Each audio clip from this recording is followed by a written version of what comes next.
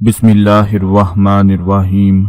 अस्सलामु अलैकुम वरहमतुल्लाहि वबरकातुह। रात को आप लोगों ने ये तस्बीह पढ़कर अपने तकिए के नीचे रखकर सो जाना है। इंशाअल्लाह आप देखेंगे कि सुबह उठते ही किस्मत का ताला खुल जाएगा। जो काम हाथ में लेंगे वो पूरा होगा। अगर पहाड़ जितना नामुमकिन काम भी होगा तो वो भी मुमकिन में बदल जाएगा। आज मैं आप लोगों को एक ऐसा तस्बीह का अमल बताने जा रहा हूँ कि रात को सोने से पहले सिर्फ एक छोटी सी तस्बीह आपने पढ़कर अपने तकिए के नीचे रखकर सो जाना है। और ये ऐसा मुजर्रिब अमल है कि आपकी हर दिली मुराद को पूरा कर देगा, हर हाजत को पूरा कर देगा, हर मकसद को पूरा कर देगा। कई बार ऐसा होता है कि हमें लगता है कि हम अपने रब से मांग रहे हैं लेकिन हमें कुछ मिल नहीं रहा। ऐसा लगता है जैसे हमारी कोई दुआ कबूल नहीं हो रही। तो दोस्तों हमेशा याद रखें कि जो मालिक, जो परवरदिगार खुद अपने बंदों से कहता हो कि कोई है मांगने वाला, जो खुद अपने बंदों से पूछता हो कोई है मांगने वाला कि मुझसे सवाल करो, मुझसे मांगो, तो कैसे वो अपने बंदे की दुआ को कबूल नहीं करेगा, अपने बंदे की हाजत को पूरा नहीं करेगा।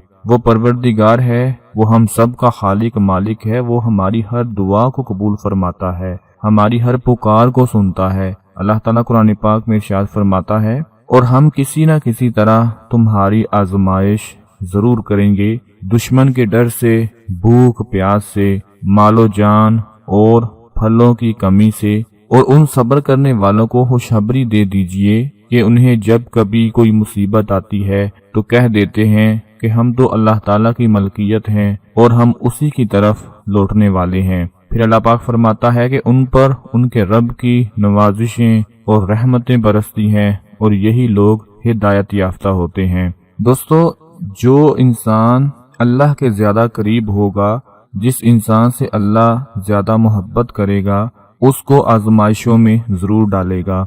तो हमें जब भी कोई मुसीबत पहुंचे, कोई आजमाइश हम पर आ जाए, तो हमें सब्र से काम लेना चाहिए। आज का ये वजीफा बहुत ही ज्यादा आजमाया हुआ है और अल्लाह अपने बंदे की हर पुकार को सुनता है। तो आप बिल्कुल भी मायूस ना हो, इस अमल को जरूर करें। आपकी कोई भी ऐसी हाजत हो जो अधूरी रह गई हो, कोई मुराद पूरी ना हो रही हो, तो रात को सिर्फ एक तस्बीह आपने पढ़कर सो जाना है। और उस तस्बीह में क्या पढ़ना है वो नोट फरमा लें कि रात को जब अपने बिस्तर पर लेट जाएं तो अपने सीधे हाथ में एक तस्बीह पकड़ लें, चाहे छोटी तस्बीह हो, बड़ी तस्बीह हो, कोई भी तस्बीह पकड़ लें। और उस तस्बीह पर आप लोगों ने पढ़ लेना है, तस्बीह के हर दाने पर आपने पढ़ना है, या अल्लाह, या करीम, या गफूरुर रहीम, या अल्लाह, या करीम, या गफूरुर रहीम। तस्बीह का एक दाना पकड़ें, उस पर पढ़ें या अल्लाह, या करीम,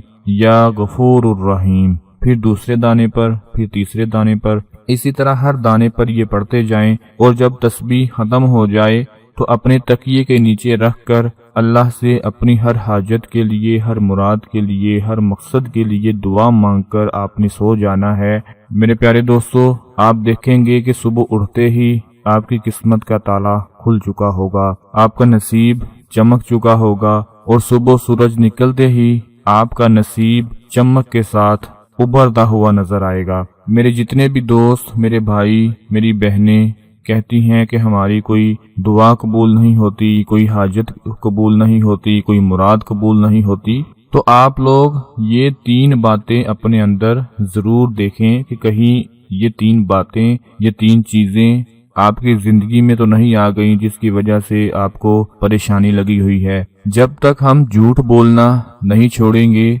हमारी दुआएं अटकी रहेंगी। एक दूसरे की चुगली करना, गीबत करना, अगर ये नहीं छोड़ेंगे हमारी दुआएं अटकी रहेंगी।